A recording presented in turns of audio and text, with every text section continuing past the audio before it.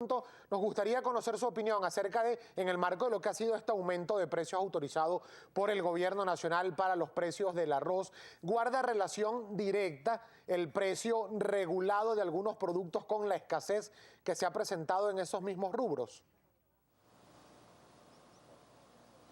Bueno, mira, en principio los más apropiados para hablar con respecto al arroz blanco es Asovema o la industria arrocera nacional. Nosotros representamos al sector primario y en el sector primario es lo que hablábamos en el segmento anterior, el precio del arroz paddy, que es el arroz con concha, que es el que nosotros le entregamos a la agroindustria, debe estar alrededor de 10,15 bolívares y fue fijado en 8,6. Ahora bien, es importante, desde nuestro sector valoramos que la cadena agroproductiva debe ser sostenible. Económicamente tiene que ser rentable. Nada hacemos los agricultores que nos pudieran aumentar el precio a 20, a 30 bolívares cuando después no tenemos a quién entregárselo. Entonces es importante valorar que cada uno de los eslabones de la cadena agroproductiva, incluyendo el sector transporte y un poco más abajo de nosotros, el tema de los agroquímicos, y esto que estamos viendo hoy en Acarigua, el tema de las maquinarias, los implementos agrícolas, pues que todos podamos tener números positivos para poder responder a los agricultores, a los consumidores venezolanos. Con respecto al arroz blanco, esos son estudios que ha hecho el MINAL junto con las empresas y honestamente no somos nosotros los indicados en expresar si sirve o no sirve ese valor. Sin embargo, en el arroz no se ha visto escasez en el mercado nacional, donde hemos visto mayores dificultades en la harina precocida y ahí sí tenemos un grave problema en este momento. Grave problema porque a la industria de harina precocida le aumenta el precio más o menos en el porcentaje que hablábamos, y no es que a los agricultores le aumentó en ese valor. Los agricultores teníamos un ingreso que estaba soportado por un precio que era 2,2 en el caso del maíz blanco y un subsidio. Entonces lo que se hizo es que todo el aumento se hizo exclusivamente vía precio, o sea, se eliminaron los subsidios, cuestión que hay que valorar como importante en la cadena agroalimentaria venezolana. Los agricultores valoramos esa situación porque de verdad que había sido una situación difícil para nosotros el tema del subsidio. Sin embargo, para los venezolanos un kilo de arroz que te permite tener 21 raciones o un kilo de harina precocida que permite producir 20 arepas, pues realmente los precios que se han ido analizando son precios que son accesible a los consumidores venezolanos, y lo mejor que puede haber es que haya honestidad y transparencia en la producción, porque cuando nosotros regulamos los precios por debajo de los costos, lo que ocurre es un mercado informal que sí termina afectando principalmente a aquellos sectores de escasos recursos. Señor Pestana, en meses anteriores, el presidente de la República, Nicolás Maduro, habló de la posibilidad de reformar vía habilitante la ley de costos y precios justos en el marco de lo que ellos han denominado la lucha contra el contrabando y la especulación. En ese contexto, ¿cuáles aportes consideran ustedes deberían ser incluidos en esta reforma que se hará vía habilitante a la ley de costos y precios justos? Mira, en primer lugar tocas el tema del contrabando. La primera organización en el país que habló que el contrabando nos estaba desdibujando de alguna manera el mapa venezolano fue FEDEAGRO a través de mi persona en la Comisión Presidencial Agroalimentaria en febrero de 2014. Y no lo hemos retirado de cada uno de nuestros mensajes. El contrabando ha venido quitándole el alimento, el bocado de alimentos de nuestros hijos, de nuestra descendencia, y eso para nosotros es muy problemático. Ahora, cuando hablamos de la ley de costos y precios justos, nosotros veíamos cuando sale la ley que al fin íbamos a salir de un problema eterno que teníamos, que nos fijaban precios por debajo de los costos y íbamos a tener valores honestos y justos de fijaciones de precios. Sin embargo, vemos como este año la situación más bien fue al revés. Durante los 2 años precedentes tuvimos precios acordes a la realidad y ahora estamos viendo unos precios por debajo de los costos. Entonces para nosotros es sumamente preocupante, y si el presidente Maduro de alguna manera envía un mensaje al país que van a revisar las estructuras, pues evidentemente nosotros lo valoramos como positivo, porque la situación que estamos viviendo en este momento es desesperante y los agricultores hemos sido muy consecuentes con el diálogo y de hecho hemos seguido los canales regulares, aspiramos de que esto pueda ser subsanado sin necesidad de que haya ningún problema con nuestros agricultores o ningún problema de calles. Los agricultores lo que queremos estar en nuestro campo, los agricultores lo que queremos es sembrar, es trabajar, es producir alimentos, no queremos estar en las calles discutiendo, peleando situaciones que deberían ser naturales. Señor Pestana, hablando ahora del tema del maíz, otro rubro muy importante en esta entidad que en todo el país, En declaraciones recientes formuladas por el vicepresidente Iván Gil, hablaba de que se contaba con toda la materia prima necesaria para la producción de harina de maíz precocido al próximo año 2015. ¿Eso es un mérito propio del sector público porque se refería a ese sector, o el sector privado también interviene en esa disponibilidad de la materia prima? Nosotros tenemos que hablar sobre valores reales de producción para poder, en base a eso, influir en las políticas públicas. En este momento nosotros, el cierre del año 2013 nos arrojó como resultado que el 44% del maíz que se necesita en Venezuela viene de producción nacional. Hoy en día estamos sumamente preocupados, hay 7 barcos en el puerto en este momento, 3 con maíz blanco y 4 con maíz amarillo, en plena época de cosecha nacional, que nos está haciendo un terrible daño.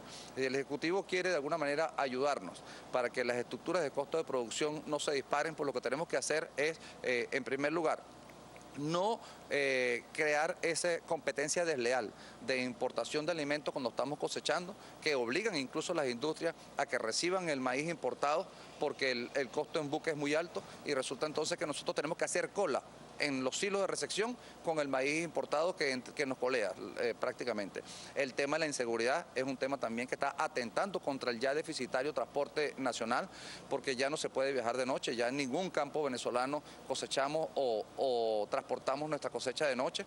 El tema de la infraestructura rural, las vías agrícolas del país lamentablemente son un desastre y así debe ser catalogado, principalmente el estado Guárico, uno de los polos agrícolas más importantes del país, pareciera que acaba de salir de una guerra con las vías de penetración que tiene. Otro tema importante es el tema de cauchos, baterías, aceites que no tienen los camiones. Entonces, si bien es cierto hay un grado de especulación en algún sector del transporte, también es cierto de que las condiciones no son las más idóneas para que nosotros podamos contar con un eficiente parque de transporte que nos permita a nosotros llevar la cosecha hasta los silos y posteriormente los silos a la mesa de cada uno de los venezolanos. Señor Pestana, en este contexto, en el marco de lo que fueron las reuniones de diálogo con el gobierno nacional, hubo un compromiso que asumieron autoridades productivas del gobierno en torno a la simplificación de algunos trámites para mejorar la producción en Venezuela, también la importación y la exportación vía vicepresidencia de la República. Esto se ha venido cumpliendo. ¿Ustedes han detectado que efectivamente se han cumplido con estos acuerdos para simplificar algunos trámites? Mira, en algunos momentos hemos visto algunos esfuerzos aislados a favor de la producción nacional. El vicepresidente Iván Gil nos ha de alguna manera acercado al tema de algunas importaciones de maquinaria, implementos agrícolas que lamentablemente no se producen en el país y por lo tanto pues tenemos que solicitar que se importen a la brevedad posible porque eso significa nuestra capacidad productiva. Ahora bien, hay posibilidades de exportar ajonjolí. Venezuela produce bastante ajonjolí, casi todo con fines exportables, y en este momento está prohibida la exportación. Y resulta que hay una intención de siembra en el occidente del país de alrededor de 110.000 hectáreas que no podrán sembrarse si a la brevedad posible no se corrige ese error que cometimos nosotros en una de las providencias donde se prohíbe la exportación de ajonjolí. Exportar el ajonjolí significa ingreso de divisas, es uno de los cultivos que mayor mano de obra atrae y por lo tanto el Estado portuguesa se vería en una situación muy difícil si no pudiéramos sembrarlo. Así también había un volumen exportable de arroz que ya incluso estaba conversado en algunas partes fuera del país, que si bien es cierto todavía no somos autosuficientes, hay que iniciar el ensayo exportador, porque el ensayo exportador de alguna manera arrastra la producción nacional y la hace crecer al conquistar mercados futuros. Si nosotros no conquistamos el mercado y llega un momento que logramos un autoabastecimiento, aparece un efecto rebote donde tocamos techo y nos vamos hacia abajo, como ocurrió en el año 2006 con el arroz. Entonces es importante corregir algunas cosas. La Comisión Presidencial Agroalimentaria no se reúne desde julio del presente año. Eso es imperdonable, hay que convocarla a la brevedad posible e intentar que toda la cadena agroproductiva pueda ser sostenible económicamente. Es la única manera de que le podamos asegurar a los consumidores nacionales que todos haremos el esfuerzo hacia el mismo lado, pujando, beneficiando a la producción nacional. Okay. Hablábamos del tema de las importaciones. Viéndolo desde 3 puntos de vista importantes, desde la economía nacional, desde el bolsillo del venezolano y desde la situación de los productores, ¿cómo se ven afectados con las importaciones? Porque si bien es cierto es una necesidad que tiene que suplir el Estado, pues alimentar y garantizarle los alimentos a todos los venezolanos. Sí, nosotros no nos oponemos a las importaciones complementarias. a traer aquello que nosotros no podemos producir, pero lo que sí nos oponemos es a que se ejecuten en momentos de cosecha nacional como está ocurriendo en este momento. Esa situación para nosotros es muy complicada, aparentemente no se está evaluando el gran daño que se le hace a los agricultores nacionales y por consiguiente a los consumidores. Nosotros hemos solicitado desde hace 4 años que se cree un Consejo Nacional de Importaciones donde estemos todos los eslabones de la cadena agroproductiva presentes en el Ministerio de Alimentación, que es quien ha llevado estas importaciones en los últimos años, y lamentablemente no se han concedido. Nosotros estamos conscientes de que la transparencia en las importaciones es lo que permitirá que de alguna manera todos seamos auditores de lo que se hace en el país y de esa manera también protegemos el que algún rubro que pueda llegar importado pase directamente hacia Colombia. Todos los venezolanos tenemos que velar que los alimentos que están en Venezuela pues puedan alimentar a los venezolanos, y si sale vía exportación tiene que salir por vía formal para que se beneficie el país como tal y no un bolsillo en particular. Okay. Si hablamos de importaciones, ¿podríamos importar un modelo sustentable, algún país, alguna referencia que usted nos diga, mira, esta es la línea donde debemos seguir para que Venezuela pueda abastecerse plenamente y que pueda generar divisas, incluso, digamos, casos como países como Uruguay, que viven de la agricultura y la ganadería? Mira, acabas de hacer una excelente pregunta y muy apropiada. Nosotros tenemos aquí un hermano como Brasil, vecino nuestro, que era un importador neto de alimentos. Y en un lapso de 15 años se convirtieron de importador neto de alimentos a exportador. ¿Qué hicieron ellos? Desarrollaron una zona, la zona del centro de Brasil, que se le llama el Cerrado, que teóricamente era una zona que no servía para producir alimentos. La desarrollaron a través de encalado y a través de la tecnología, a través de mucha investigación.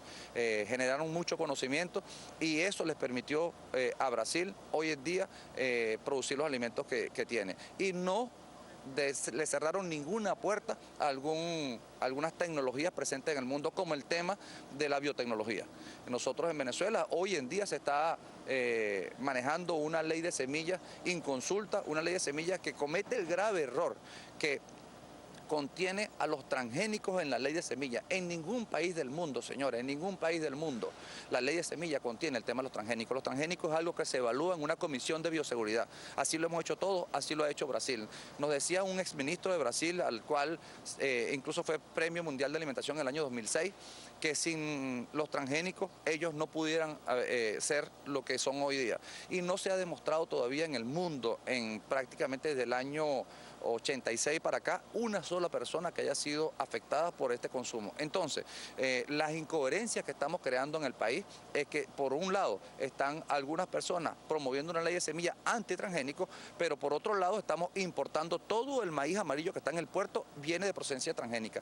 Toda la ropa, señores, que nosotros utilizamos viene de algodón con procedencia de semilla transgénica. Todo el aceite, la soya que entra al país también viene con esa procedencia. Entonces nosotros tenemos que dejar esa incoherencia. Le aconsejo al presidente Maduro que le pegue una llamadita al presidente Rafael Correa y le consulte qué le está pasando allá, porque él ha calificado como aberrante la situación que les pasó a ellos, que lo colocaron incluso en Constitución, la prohibición del tema de los transgénicos, y hoy en día se lamenta de haber aceptado ruidos de radicales o de ideólogos que lamentablemente afectaron la potencialidad agrícola del Ecuador.